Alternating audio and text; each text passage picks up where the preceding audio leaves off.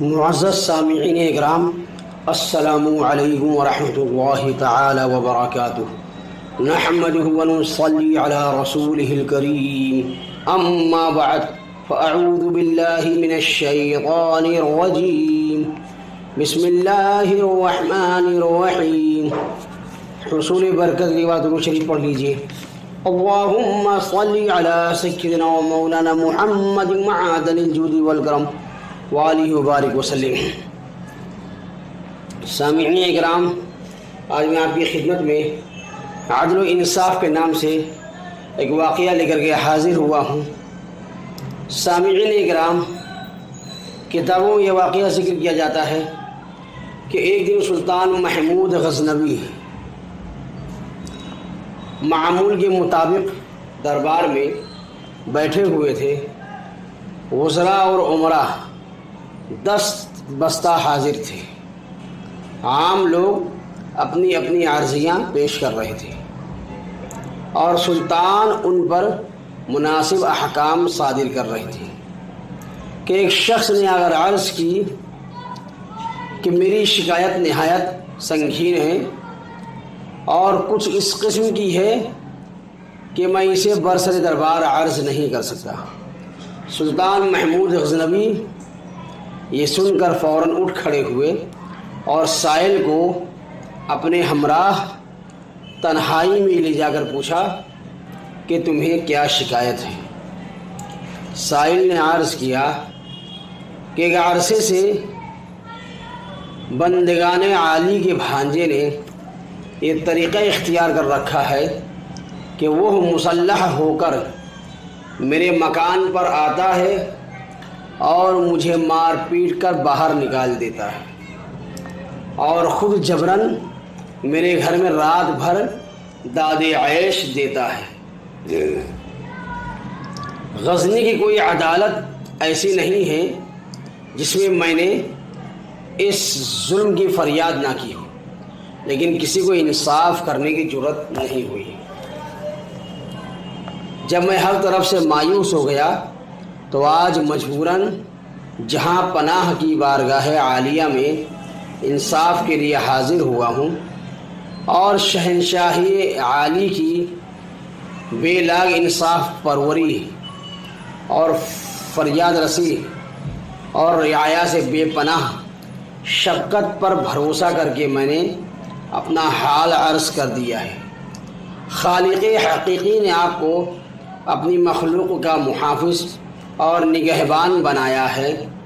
قیامت میں رعایا اور کمزوروں پر مظالم کے آپ خدائے قہار و جبار کے روبرو جواب دہ ہوں گے۔ اگر آپ نے میرے حال پر رحم فرما کر انصاف کیا تو بہتر ہے، ورنہ میں اس معاملے کو منتقم حقیقی کے سپرد کر کے اس کے بے رو اور رعایت فیصلہ کا انتظار کروں گا۔ تو سامعین اکرام، آگے کا واقعہ میں آپ کے گوش گزار کروں اس سے پہلے میری گزارش یہ ہے کہ آپ میرے چینل دینی باتیں بائے جیش مصباحی کو سبسکرائب کریں اور ویڈیو اگر پسند آئے تو لائک اور شیئر بھی کریں۔ سبسکرائب فری آف کاسٹ ہے، اس کا کوئی آپ کو پیسہ نہیں لگے گا۔ تو سامعین اکرام، اس شخص نے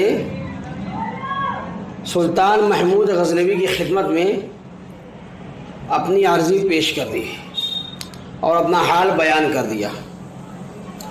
سلطان پر اس واقعے کا اتنا اثر ہوا کہ وہ بے اختیار آبدیدہ ہو گئے اور سائل سے کہا، تم اب سے پہلے میرے پاس کیوں نہ آئے؟ تم نے ناحق اب تک یہ ظلم برداشت کیا۔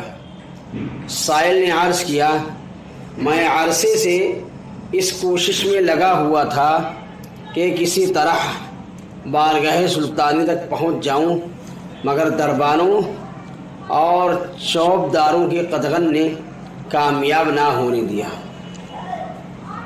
اللہ ہی جانتا ہے کہ آج بھی میں کس تدبیر سے یہاں تک پہنچا ہوں۔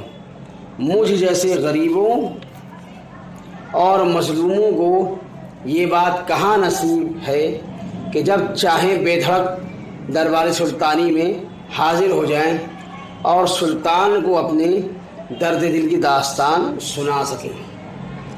سلطان نے سائل کو اطمینان اور دلاسا دے کر تاکید کی کہ اس ملاقات اور گفتگو کا کسی سے ذکر نہ کرنا، اور جس وقت بھی وہ شخص تمہارے گھر آئے اسی وقت مجھے اس کی اطلاع کر دینا۔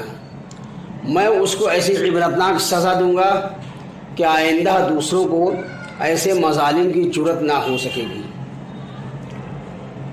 اس شخص نے عرض کیا کہ مجھ جیسے بے کس اور بے یار و مددگار کے لیے یہ کیوں کر ممکن ہو سکے گا کہ جب چاہوں بلا کسی مزاحمت کے خدمت سلطانی میں حاضر ہو جاؤں اور آپ کو مطلع کروں۔ چونکہ چوکیدار اور دربان بادشاہ سے ملنے نہیں دیا کرتے تھے، کافی لمبا ٹائم لگتا تھا اور پہلی بار تو ملاقات ہو ہی نہیں پاتی تھی کہ سائل اپنی بات کو بادشاہ تک پہنچا سکے۔ اس لیے سائل نے یہ بات کہی کہ میں خدمت سلطانی میں کیسے حاضر ہوں گا اور کیسے آپ کو انفارم کروں گا۔ سلطان نے یہ سن کر دربانوں کو طلب کیا اور سائل کو ان سے روشناس کرا کر حکم دیا کہ یہ شخص جس وقت بھی آ جائے ہمارے پاس پہنچا دیا جائے اور کسی طرح کی مزاحمت نہ کریں۔ 2 راتیں اسی طرح گزر گئیں مگر سائل نہ آیا۔ سلطان کو تشویش ہوئی کہ نامعلوم غریب مظلوم کو کیا حادثہ پیش آ گیا ہو۔ وہ اسی فکر میں پریشان تھے کہ تیسری رات کو وہ سائل دوڑتا ہوا آستانے شاہی پر پہنچا۔ اطلاع ملتے ہی سلطان فوراً باہر نکلا اور سائل کے ہمراہ اس کے گھر پہنچ کر اپنی آنکھوں سے وہ سب کچھ دیکھ لیا جو سائل نے اسے بتلایا تھا۔ پلنگ کے سرہانے شمع جل رہی تھی۔ سلطان نے شمع گل کرا دی یعنی بجھوا دی اور خود خنجر نکال کر اس کا سر اڑا دیا۔ اس کے بعد شمع روشن کرائی۔ مقتول کا چہرہ دیکھ کر بے ساختہ سلطان کی زبان سے الحمدللہ نکلا اور پھر بے تابی کے ساتھ اس نے سائل سے پینے کے لیے پانی مانگا۔ پانی پی کر سلطان نے سائل سے کہا کہ تم اطمینان کے ساتھ اپنے گھر میں آرام کرو، اب انشاءاللہ تمہیں کوئی تکلیف نہیں پہنچے گی۔ میری وجہ سے اب تک تم پر جو مظالم ہوئے ہیں اللہ کے لیے انہیں معاف کر دو۔ یہ کہہ کر سلطان رخصت ہونا چاہتا تھا کہ سائل نے دامن پکڑ کر عرض کیا کہ حضور، جس طرح آپ نے ایک مظلوم کے ساتھ انصاف فرمایا ہے، حتیٰ کہ اپنی رشتہ داری اور خون کا بھی آپ نے خیال نہ کیا، اللہ تبارک و تعالیٰ آپ کو اس کی جزائے خیر اور اجر عظیم عطا فرمائے۔ اگر اجازت مرحمت فرمائی جائے تو میں ایک بات معلوم کرنا چاہتا ہوں، وہ یہ کہ آپ نے پہلے شمع گل کرائی یعنی بجھوائی اور پھر روشن کرا کر مقتول کا سر دیکھ کر الحمدللہ فرمایا اور اس کے فوراً بعد پانی طلب فرمایا۔ اس کا کیا سبب تھا؟ سلطان نے بہت ٹالنا چاہا مگر سائل کے بار بار پوچھنے پر بتانا پڑا کہ شمع گل کرانے کا مقصد یہ تھا کہ روشنی میں اس شخص کا چہرہ دیکھ کر بہن کے خون کی محبت مجھے سزا دینے سے باز نہ رکھے، اور الحمدللہ کہنے کا سبب یہ تھا کہ مقتول اپنے آپ کو میرا بھانجا بتلا کر تمہیں شاہی تعلق سے مرعوب کر کے اپنی خواہشات نفسانی کو پورا کرنے کے لیے راستہ صاف رکھنا چاہتا تھا۔ اللہ تبارک و تعالیٰ کا ہزار ہزار شکر ہے کہ محمود کے متعلقین کا اس شرمناک بےہودگی سے کوئی تعلق نہیں ہے، اور پانی مانگنے کی وجہ یہ تھی کہ جب سے تم نے اپنا واقعہ سنایا تھا میں نے عہد کر لیا تھا کہ جب تک تمہارا انصاف نہ کروں گا आब व दाना मुझ पर हराम है। अब चूँकि मैं अपने फ़र्ज से सुबुकदोश हो चुका था और तशनगी का शदीद गलबा था, इसलिए मैं पानी मांगने पर मजबूर हो गया।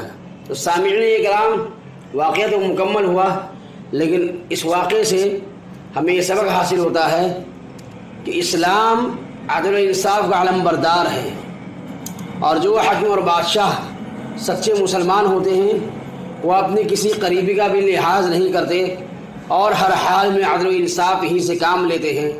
और ये भी मालूम हुआ कि मुसलमान चाहे कितने बड़े ओहदे पर क्यों ना पहुंच जाए, वो जुल्म व सितम के कभी करीब नहीं जाता है। सामिईन इकराम, आज की मेरी वीडियो यहीं पर मुकम्मल होती है। आज के लिए बस इतना ही। अस्सलामु अलैकुम व रहमतुल्लाहि तआला व बरकातुहू।